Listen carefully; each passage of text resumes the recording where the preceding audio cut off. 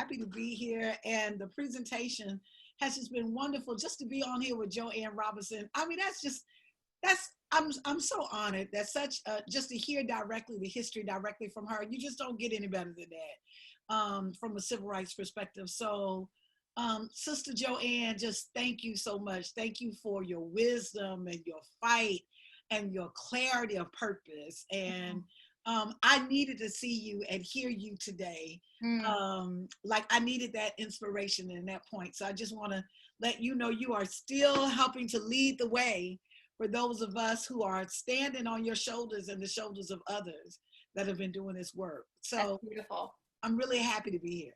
Thank you. I'm going to give you a little bit of an intro, and then I'm going to turn off my camera and let you just talk to us about the movement for Black votes right now. LaTosha, if you didn't know, is an award-winning organizer, philanthropic consultant, political strategist, and jazz singer. Is that right?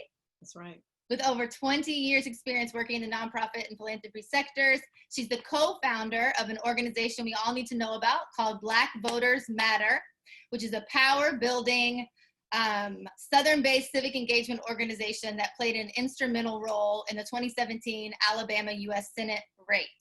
So, LaTosha, I'd love for you just to tell us about what your work is focusing on right now and how we can get involved and amplify that work as we move towards November. And also feel free to play off of anything that you've heard so far tonight that's getting you thinking. We'd love to just hear from you for a little bit now. Sounds great. Well, the first thing I did right was the day I started to fight. Keep your eyes on the prize and hold on, hold on, hold on, hold on. Keep your eyes on the prize and hold on, hold on. You know, I always like to start singing and particularly root my comments in freedom songs. And Sister Genesis, thank you for breaking it down and telling the truth and using the space of art and our voice to literally be able to lift up what is happening, but also your perspective and your power in it. And so that song I like to sing because it's a song that my grandmother taught me, but I didn't really realize all the history of the song until I became an older organizer and how critical, you know, when I think about the words of that song, keep your eyes on the prize and hold on. And so I say that because in this moment, you know, oftentimes, kind of building off what my sister Genesis raised, you know, there will be no progress in America without breaking up racism in this country. And it starts with what being rooted in the South. When we think about where is a financial center in this country, we think about Wall Street in New York. When we think about, I always talk about this, when we think about the political center, we think about, and the policy center, we think about DC. When we think about where is Hollywood and the entertainment center, we think about Hollywood, we think about LA. But when we think about white supremacy, white patriarchy and supremacy, where is its capital? It is rooted deep, its roots run deep in the South. And if we uproot that, we will really uproot racism throughout this entire nation. And so I like to tell people now that in this age that we're in 2020, welcome to the South. It doesn't matter if you're in New York or if you're in California or in DC. Right now, currently, who is creating the policy priorities for this country are senators from South Carolina and Kentucky. That literally what we are seeing is we're seeing the South and Southerners, Southern white supremacists that literally have gone unchecked, that are literally shaping the priorities in this country. And then as my partner, Cliff Albright, business partner likes to say, is that the South is like a petri dish for like, let's try some things here. And then then it becomes, it infects the rest of the country. The truth of the matter is there's also a misconception about the South. There's this whole belief in the South that certainly that the racism is so bad, it's so, that people are not moving. I can't move, they can't make any difference. We literally look at the South as if the states are red, they're solid red. I like to say a couple of things to that. One, the South is red until it ain't.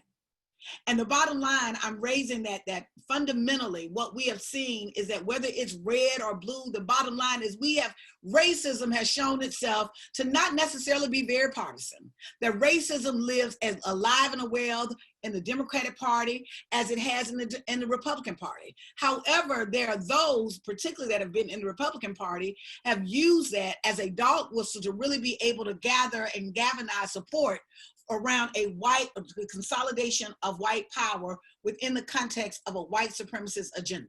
And so we have to really be able to distinguish the two, but we don't need to be mistaken that in any way, because a state or a place is blue, that means that racism doesn't live there. New York or California or Illinois or anywhere. Fundamentally, what we have to really be honest about is in this moment, that what are we being called for in this moment? You know, I love to say, you know, it's interesting when I first realized how diamonds were made, that all a diamond is a piece of coal that under extreme pressure becomes a diamond. When I think about how glass is created, that all glass is sand. It's grains of sand that has been compacted and under extreme pressure. And over time, it becomes a piece of glass. And what do both things have? It is through that pressure that both of them literally get to the point of what we know them for, is that they both have clarity. And so that's how we should see this moment that we're in right now, that under the extreme pressure that we are experiencing in COVID-19, the extreme pressure that we're all experiencing with this heightened racial tension that's in this country, that instead of it making us go further back or feeling a sense of fear, we need to lean into it so that pressure actually helps shape our clarity. And so our clarity should lead us to the place of us recognizing that it is a moral issue for us to eliminate and uproot racism. And so I'm going to ask you all to do an exercise for me right now. I'm going to ask each of you that are listening to get centered, get your body centered, and get grounded. I'm going to ask you to close your eyes. And what I want you to do is listen to my question. Close your eyes. What would America look like without racism? And just sit there for a minute. What would this country look like without racism?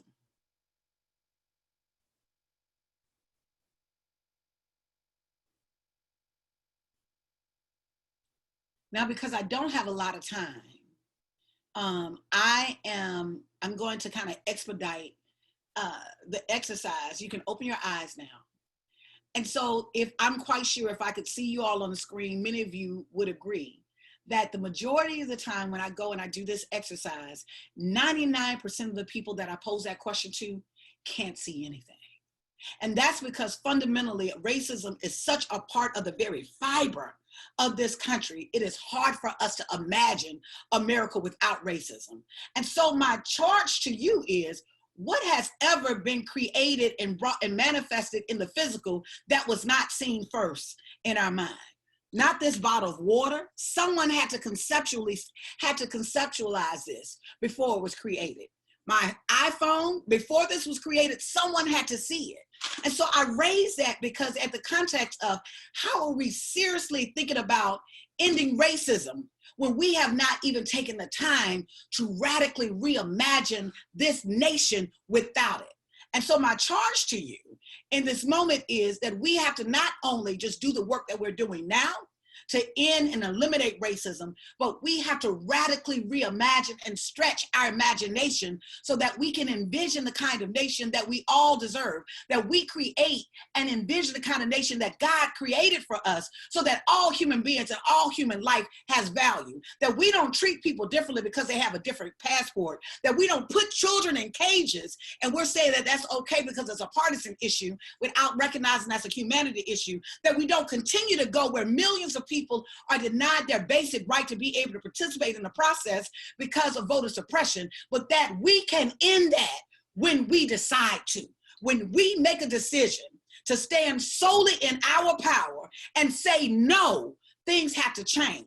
So to the extent that we're in the political situation we're in right now, even when we like to say boogeymans, that we would like to say Trump is we co-created Trump.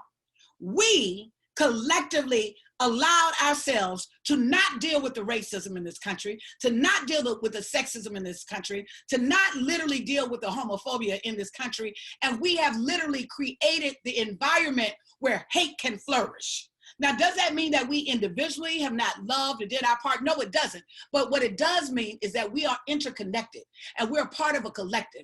And if we're talking about work, the real work is literally capturing the hearts, the minds, and the imaginations of the people so that literally it is rooted in love, not in judgment. That is rooted in that what love even means is, my grandmother would say, God corrected those that he loved.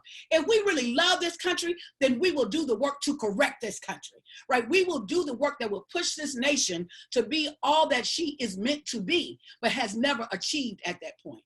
And so in that space, I'll say a little bit just the work of Black Voters Matter, that what we are doing, we are a power building organization. We believe that power is from the ground up. Just in the ministry of Christ, what I believe is that if what you do unto the least of these, you do unto me. And so fundamentally, we should be standing on the principles of Luke 4:18, and literally ultimately, if we are not having an agenda that is led by how people, those of us that have the least will fare, then we are not doing what we're supposed to do. If we are not dealing with how those who are left out and making sure that those in our community who have been marginalized and been left out and have been abused and overlooked, then we're not doing what we're supposed to do. And Luke 4:18, it also talks about those who have been locked up, those who have been in prison. We are supposed to give sight to the blind. We are supposed to preach a gospel and actually work towards that to set the captives free. So in that space, I think it's really important for us to really realize of what is it that we're called in this moment. Yes, I can give you the 1, 2, 3s of what we need to do this election cycle. And I'm going to do that. I'm going to do that because that's what my task. But even more important than that, we have to change the spirit of this nation, right? We have to move beyond the confinement of even religion, right? And literally tap into our humanity and believe that the power in us is greater than those systems outside of us. And if a system was created by man, it can actually be eliminated by man.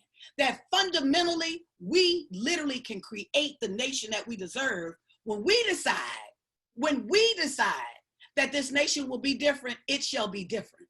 And so in that space, what I think that we can do, I know you're all like, well, what can we do in this next 40 days? Glad you asked. In the next 40 days, I think there's a couple of things. I think there's 3 things. I'm going to talk about the election piece. I think that there's some physical things that we can do. There's some spiritual things that we can do. And there's some other pieces that I want to share. So I think within the physical context, I think one of the things that we got to do is we need to see ourselves as being deputized. That right now, this isn't just a matter, I know I'm preaching to the choir, that everybody on this call, I am making an assumption that 9 times out of 10, you all are voters already, right? And so me telling you to vote, it's just being redundant in some ways. But what I do want to tell you now is I want to deputize you, that you are not just responsible for yourself, but you're responsible for 10 people, that you are responsible for your family members, whether it's your club members, whether whoever it is around you, right? That you get 10 people to go to the polls and vote, that they can actually go to our website, blackvotersmatterfund.org/vote, and they can actually check their status. They can check their status and they can actually register online.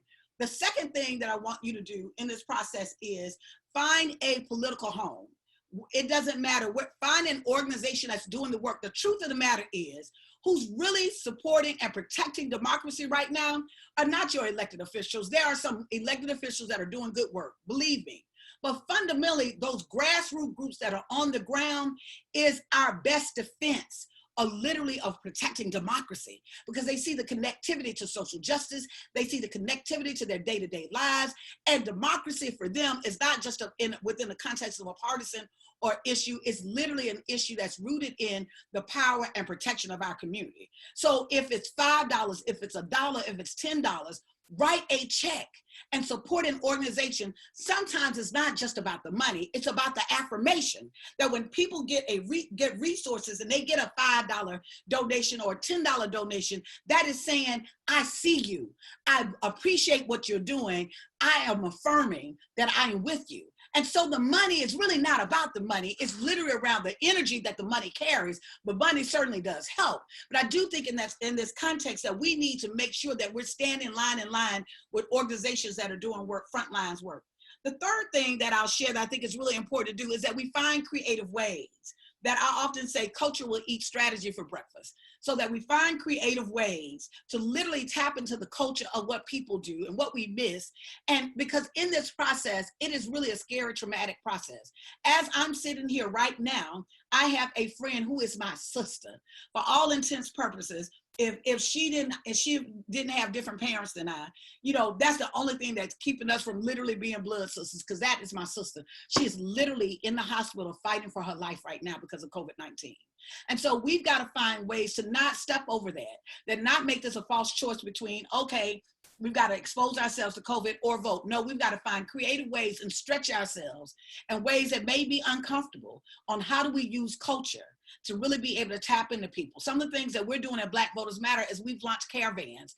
We're doing caravans in all 12 states. Matter of fact, a couple of other states as well, where we're literally creating, we've got vans, we're creating, one of the caravans we did had 25 cars, where we're going through neighborhoods, creating energy and excitement and noise. We've got QR codes all on the vans and on our car magnets so that people can just put their phone up and bam, they can actually get their voter registration status right there. They can look on the website, check their status, or even fill out a form. We've got to find creative ways to really be able to tap into the power. The second thing that we've been doing is we've been doing text parties. So you can actually do text message parties where literally folks get together, they pull out their phone, you can text 50 people within 30 minutes. Matter of fact, even less than 30 minutes. And there's something different about the engagement of person to person, even with text messages, instead of you just saying automatic. Why? Because I do believe, as a spiritual person, I believe that energy and intention matters. And so when I think that when we're taking the time and we're increasing the energy and the intention, that it will yield a result. If we're planting good seeds, we will get a harvest. And so I think that's something else that you all could do. You can actually do some text banks and phone banking parties and campaigns as well. And then the final thing that I would say is, I'm going to ask this question as I get ready to end. I'm going to ask this a second question. I want you to get centered again, close your eyes, and listen to my question. What is your radical reimagining of this nation? How can we make sure that we're creating a vision of this nation at her highest and her best self? What will that look like?